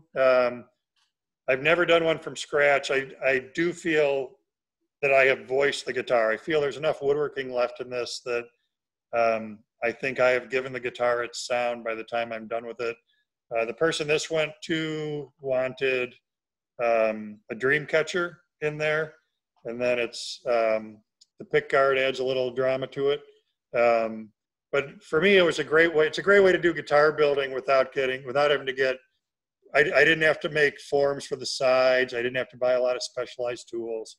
So it let me do it without getting super committed. Another thing for the Boy Scout troop, storage box with their stuff in the lid. So, you know, a dirty secret, I think, in woodworking is why do we often apply chamfers to places like this? And the answer is it makes my life easier, because if those parts don't perfectly line up, if the lid and the base don't perfectly align, but I have a chamfer there, you're never going to know. If I leave those corners square and they don't perfectly align, I have to deal with that issue. So there are little things like this all over woodworking that, you know, it's the reason why do we cut curves and aprons on the bottom of a dresser or a cabinet that's going to sit on the floor? Well, that's so that you have 4 distinct feet. Otherwise, it's never going to sit on the floor because no floor is truly flat. So why do we use a reveal? You know, if we go back to the cherry sofa table, there's a 1/4 inch reveal between the rails and the legs. Why do we use a reveal? Because getting stuff flush is hard. Having a reveal, if it's a 1/4 inch or it's 9/32, am I doing the math right there? No. If it's a 1/4 inch, oh yeah, I did. Or it's 9/32, nobody's going to know. Display case I did for my sister. This is a 20s vintage, kind of a flapper purse. The thing I really enjoyed doing here, that was my first bent lamination ever, walnut and maple. And then I made that hook out of maple and did a little bridle joint there to receive it in the end.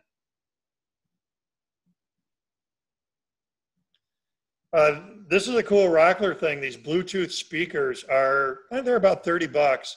And then you make your own box. It doesn't need to be big. Again, a great Christmas gift.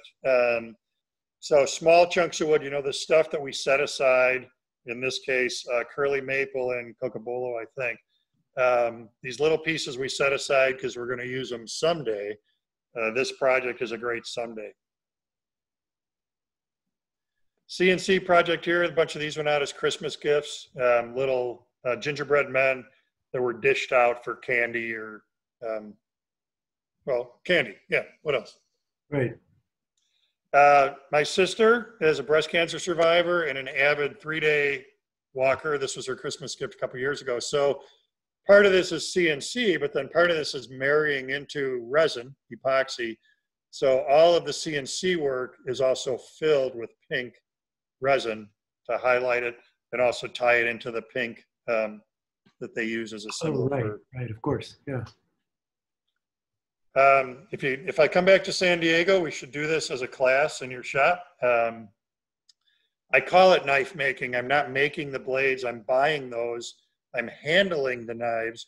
Again, a great place to use scraps in your shop. And really if you own a bandsaw and a sander, you can do this. You don't need and a drill press.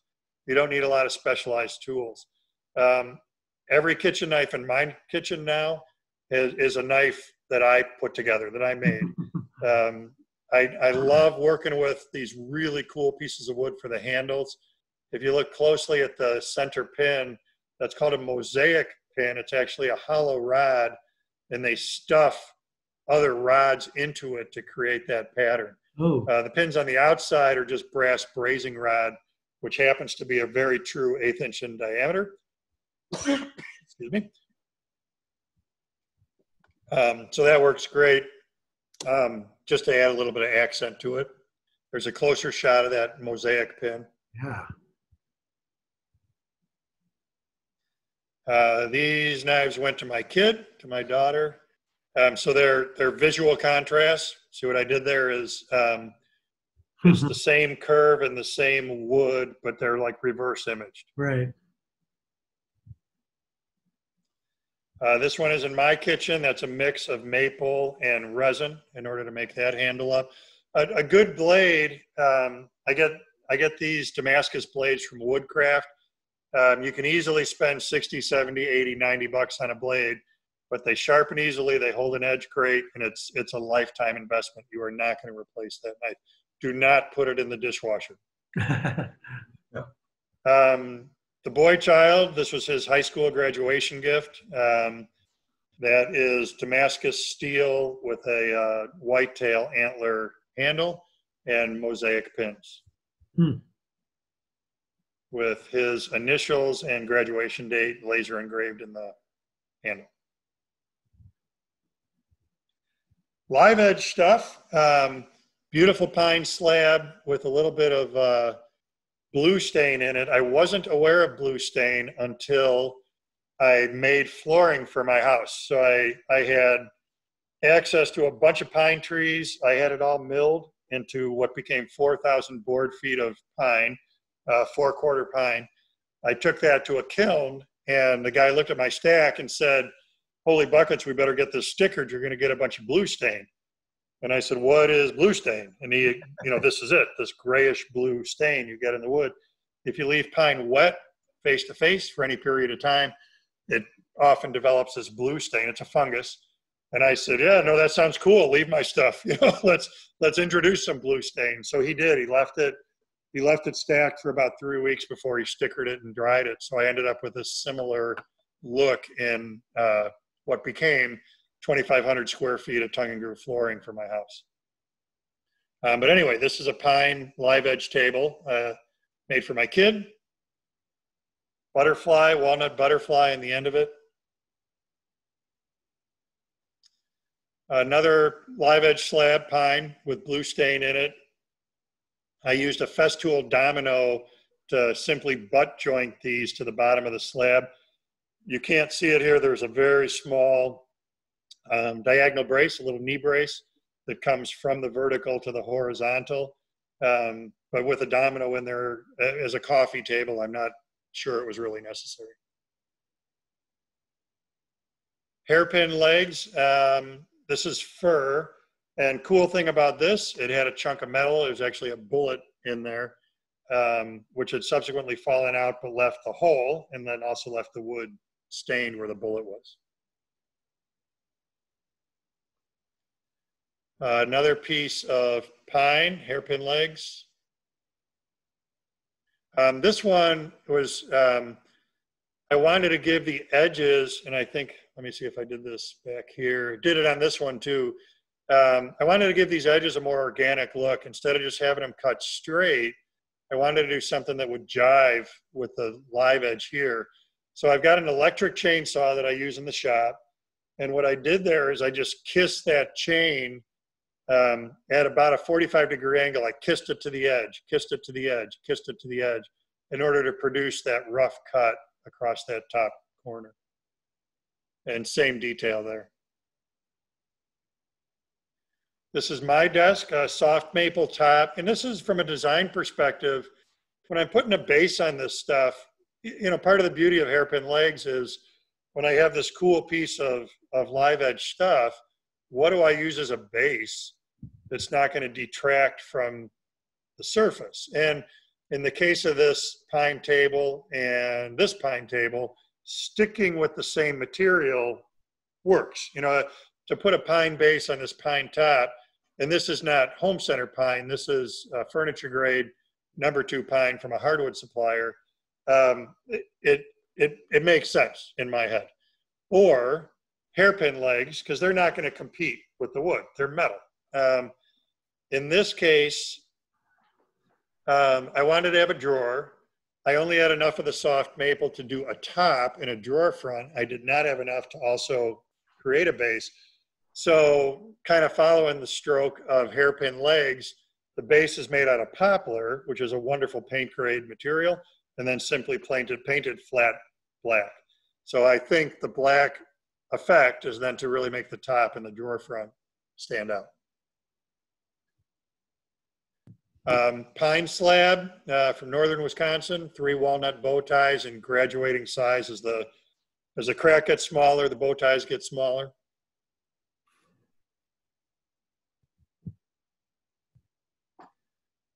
This was my first waterfall table. This is a beautiful figured maple slab I actually bought in Indiana when I was teaching down there, and then I drove it back with me.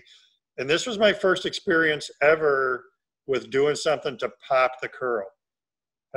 Did a lot of research, and in the end I used Van Dyke's brown mixed with water, not with denatured alcohol. I used water because it doesn't flash as fast.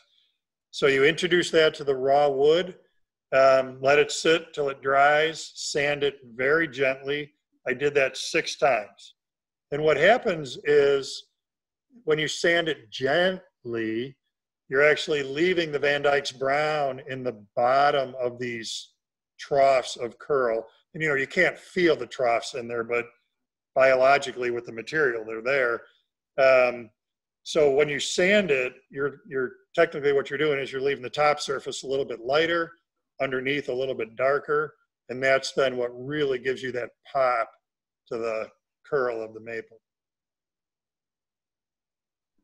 And say again what that finish was that you used, Van Dyke? It's the dye is Van Dyke's, like Dick Van Dyke, Van Dyke's brown. And it's a highly concentrated dye. And then you'll see, you know, if you research this, people recommend you mix it with alcohol, denatured alcohol, or with water. But I found it hard to work with alcohol because the alcohol flashes so fast. Beautiful effect. Yeah, I'm very happy with it. I'm crazy happy with how it came out. This one was cool. I saw this slab in a store and I knew I must have it. It's not often that not real often that I see a chunk of wood and it immediately screams project to me. But this one with that kind of pants leg split. So this was one 7-foot long piece. And as soon as I saw this pant leg split in this end, I knew this was one leg on a waterfall table. So in this case, I bow tied everything first. Then I came back and produced the miter to get the waterfall because obviously, it would have just fallen apart and made cutting the miter nearly impossible. Or working with the parts after nearly impossible. So I bow tied everything. Then I did the miter work. On all these waterfall tables, the miters are reinforced with Festool dominoes. And this is one's also at my house. Really happy with how the waterfall came out, the grain flow, and then too, just the look of this end. I just love the natural split in the cherry.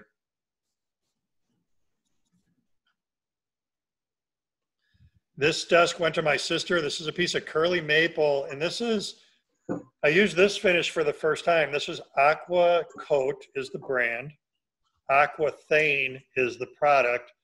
I did 4 coats, and then I treated this like a guitar in that I buffed the finish. So I wet sanded it to 3000 grit, and then I polished it like you would wax a car, a really fine buffing compound. And holy buckets, I may, from here on out, I may just be buffing every table surface I do. I'm pretty good at spray and finish with an HVLP, but this finish was mirror smooth, absolutely mirror smooth when it was done. Had a beautiful gloss to it that really highlighted the material. Another labor of love. Every one of these dark spots is a pocket, is a hole. And of course, that split is a hole. The knots are a hole. And any place you can see dark on this is a hole. So I went through and I filled every one of those with epoxy before I started working with this. So she'd have a level surface to the desk when it was done. So it was, not a lot of woodworking here. It's nothing but a slab, but a lot of labor. I used a hypodermic to shoot the resin into those small spots so I wouldn't overdo it. And then sand them all flush, finish sand it, shoot it, hairpin leg it, buff it. What kind of epoxy do you use or resin do you use to fill those holes? That was Total Boats casting resin. Because some of these were fairly deep. So you got to be a little bit careful with resins. If you're going to go deep, you don't want to use a tabletop epoxy on that because it can overheat if you pour it too deep. So the casting resin takes a little longer to cure, but it lets me pour deeper in one fell swoop. Why wouldn't you just use epoxy? Like the glue epoxy? Yeah, like because it's not clear. It generally that stuff cures out with a little bit of a yellow, kind of a hazy tone to it. And the Total Boat Moss Epoxy Alumilite products, they cure out crystal clear. And that's what I wanted in these. It wouldn't matter much in these tiny little sap pockets or pitch pockets, but in the bigger cracks, it would have looked funky if it was hazy. We had a question on the finish on the waterfall table, and you mentioned the first waterfall, but I assume the question's on the last waterfall table. What was the finish on that one? So my standard recipe is a base coat of de-waxed shellac. I use an HVLP gun to spray everything. I use a Fuji HVLP gun. My base coat is de-waxed shellac, which is simply Zinsser seal coat. I am not mixing my own shellac. Zinsser seal coat, if you want to reproduce it, is a 2-pound cut. It's critical that it's de-waxed because then the next coat will stick to it. My top coat here is Aqua Coat cross-link tabletop lacquer, water-based. So part of the reason I'm seal coating, part of the reason I'm using shellac as my base coat is it does two things. It introduces a little amber tone to the project that will not come from most water-based finishes. Most water-based finishes are crystal clear.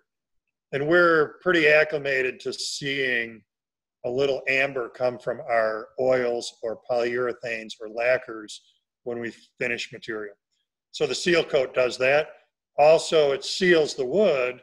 So when I come back with a water-based finish, go back to that kitchen table that was in red oak. When I seal it with a water-based, that water-based finish never touches the wood, so I don't have the grain raising issue that I would have if I went wood straight to water-based. So the departure here is same recipe, a base coat of Zinsser seal coat, but then this was a different aqua coat product. This is their aquathane top coat instead of the crosslink lacquer top coat. Hey, George, if I could just interject something. For those of you who aren't watching the chat, there's a lot of great information there. People are asking questions. They're getting insights, places to buy product, explanation on acronyms. I mean, if you're not there right now, it's a great compliment to what George is saying. So I just wanted to draw people's attention to that, George. Sorry for interjecting. Go ahead. That's all right. I needed a drink of water anyway, so. You're welcome. Okay.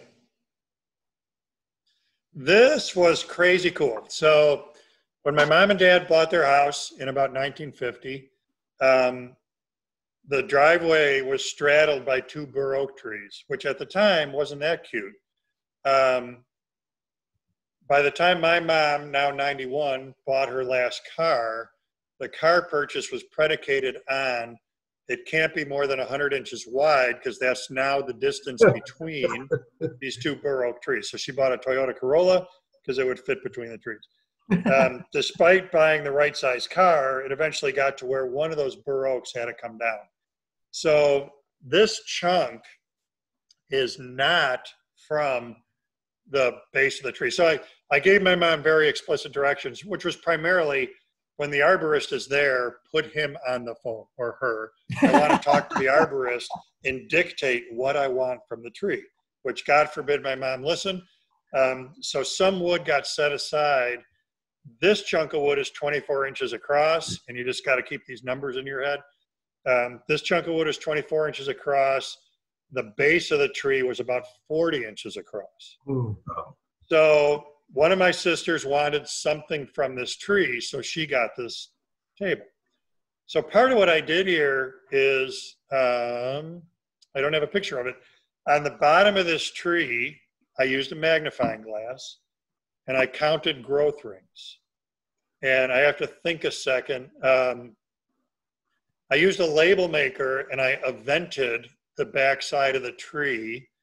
The oldest event I could get to was the California Gold Rush.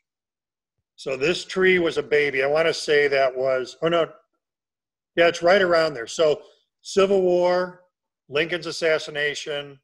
I think the Gold Rush might have preceded the Civil War. It's right around there. But so on the back of this, it's pretty cool. The year my mom and dad got married, the year the telephone was invented. All of these big moments in history are timelined on the back of this thing.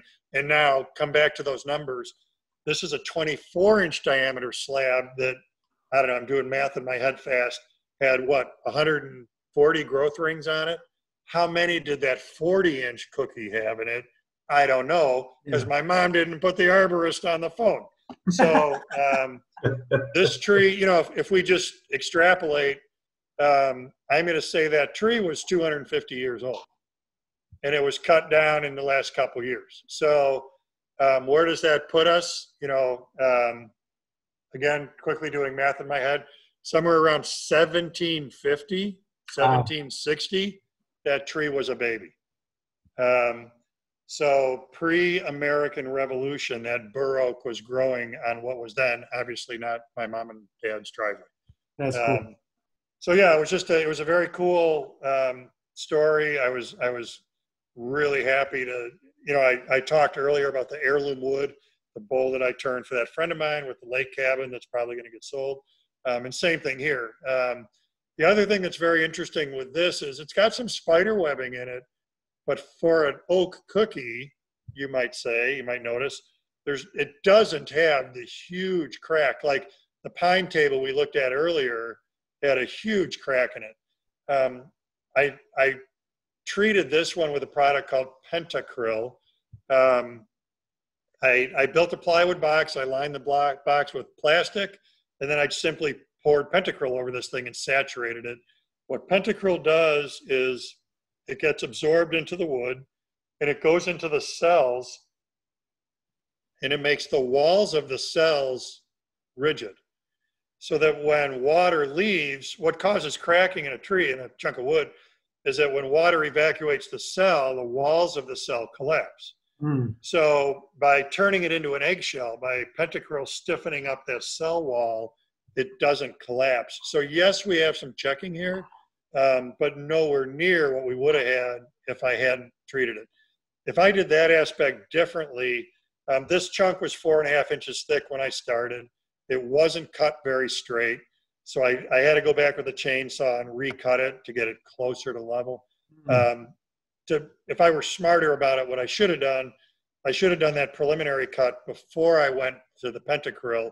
I spent a lot of money on Pentacryl that ended up in pieces that got discarded, and my absorption would have been better. So the two, I cut from both faces, and actually the surfaces I cut off had less checking in them than the core. And I'm sure that was because just to get complete saturation, I had a wick all the way through the end grain to get to the center here. So I didn't have full Pentacryl saturation on the middle of this thing like I did on the outer surfaces. So lesson out of that is get as close as you can to your final dimension before you invest in pouring the Pentacryl on there. And that, my young friends, is my last slide. Wow. Great stuff. Thank you. Hey, there was the last question here that I asked you about how did you go about leveling that cookie? What I do with the chainsaw is I get this, I put the cookie on it's actually on a Craig mobile station. And then if I want to cut to 3 inches, I cut boards. Oops, that's not better. I cut boards that are 3 inches high, and I surround the cookie with those boards. And I've got a Husqvarna chainsaw with a 24-inch bar on it. So using the chainsaw in a horizontal position, I'm using those pieces of wood as a guide to keep me relatively level across that cut. Then I flip it over, and I'm probably using smaller boards and doing the same thing to the other side. Got it. Okay. So, Mike, are you out there?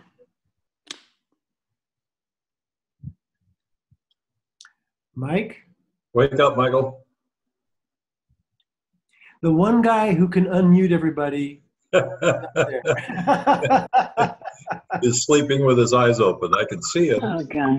So, guy, Got all that power. Yeah. the intention here, it sounds as though he's unmuted you folks, is for us to be able to ask George questions directly. But as you will soon pick up, it's very easy It's not going to work. somebody. 130 something. And also, if you're not going to speak, please remute yourself so we don't have any background noises, okay? Again, those who would like to ask questions, feel free, but be conscious of the fact that there are other people out there who might be trying to start. And anybody who's not going to ask questions, please mute yourself so that we don't pick up on those noises, okay? All right, go ahead. Got a question for George?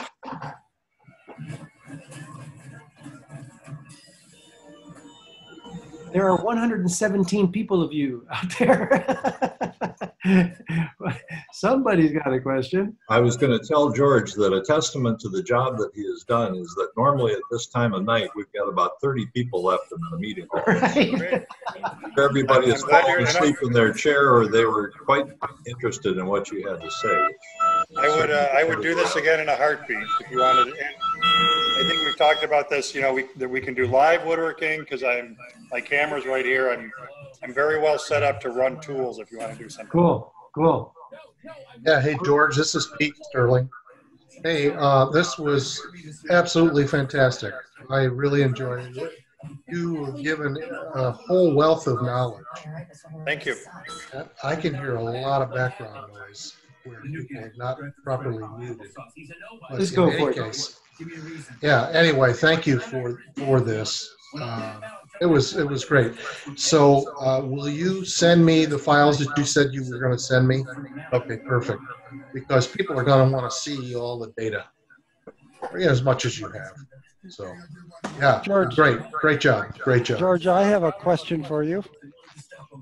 This is Jerry Arstead, and I'm familiar with casting resins and tabletop resins, but I'm not with penetrating epoxy resin. Can you tell me sources of supply and what is unique about that material? So with penetrating resin, I think the big deal is it's very, very watery. It's very, very runny. So Moss Epoxy makes one, MAS, and I know that Total Boat makes one.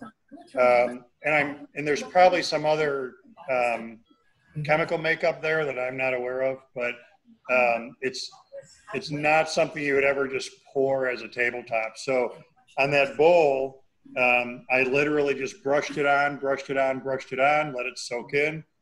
Then I came back. I had to do that. I bet there were 3 or 4 layers, 3 or 4 coats of penetrating epoxy before I started to cast into the pith to fill those in. But it's specifically designed to take care of punky wood. So it's a great problem solver for that. Hey, George, what you can't see or perhaps haven't had the time to notice, how many people are saying they appreciated your presentation. There's a long list of people talking about great session, great presentation, wonderful having been here, those kinds of things. So just so you know, it was really well appreciated. Other questions out there? I have a question. This is Avis, and I'd like to know how you manage to divide your time among all of these incredibly variable interests in woodworking. And I heard you say you work on cars as well, but how do you manage your time? Do you have 20 people working for you or what? Well, you're implying that I actually do manage my time.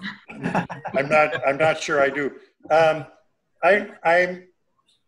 So I'll add to the litany because I don't know, I got a lot going on.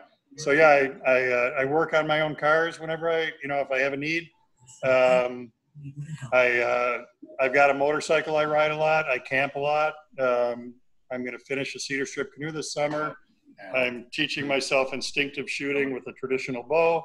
I'm learning to weld. So the thing I'm lucky about is that my hobby became my job. And I would say not just woodworking, but this, I think I was what we call a maker today. That was me when I was 10. I mean, I turned a baby carriage in my mom's garage into a go-kart when I was too young and stupid to know I could kill myself doing this. So I've been doing stuff like this all my life. So I work a lot of hours, like the stuff that I have to do to produce revenue. And no, I don't have any employees. So I do work a lot of hours, but when I'm not working, it's not impossible.